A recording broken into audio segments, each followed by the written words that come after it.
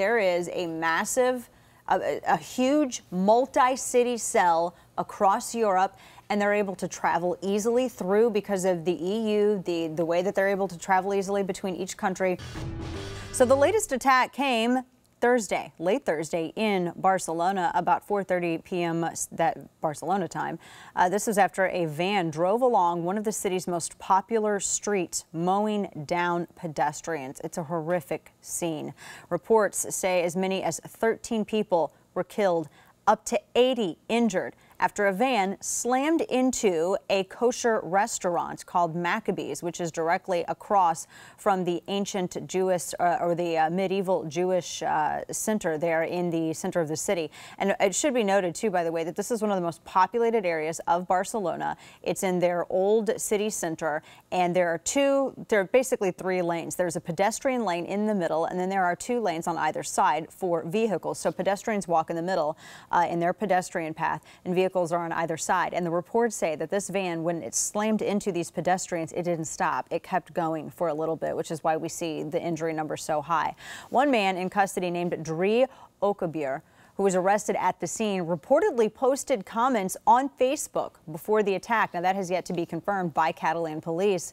However, it hasn't been said if this individual was the driver or how, in what way he was associated with these individuals. The second suspect was also arrested, but there are conflicting reports about that individual's involvement. There were various reports from Barcelona media about a second van that had been stopped about 40 miles away. And then later on, gunfire broke out at a police checkpoint in Barcelona after a white Ford Focus rammed police vehicles and then opened fire on those officials investigating.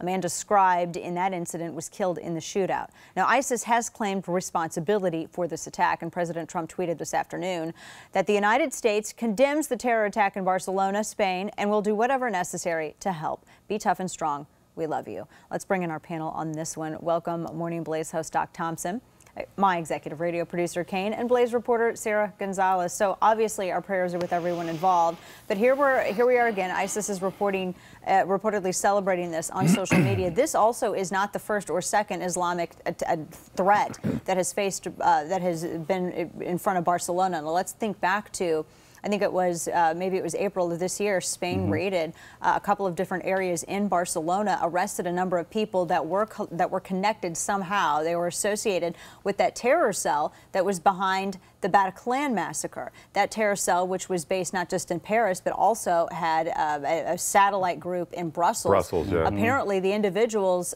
Doc, I'll start with you, that were arrested in Barcelona in April, they were related to that group. So this seems like there is a massive, a huge multi-city cell across Europe, and they're able to travel easily through because of the EU, the way that they're able to travel easily between each country.